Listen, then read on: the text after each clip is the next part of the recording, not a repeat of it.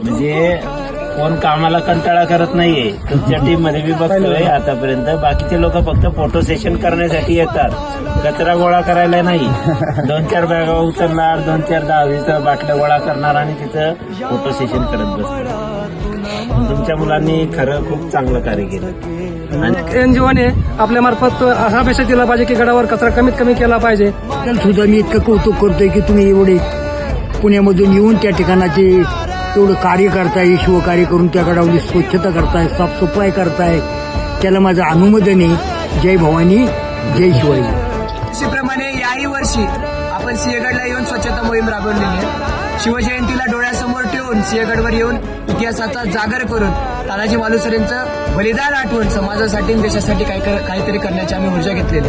खरोखरच सांगायला अभिमान होतो की 4-5 पोरांना घेऊन सुरू केलेली ही मोहीम आज एवढ्या मोठ्या स्तरावर आलेली आहे. बोला छत्रपती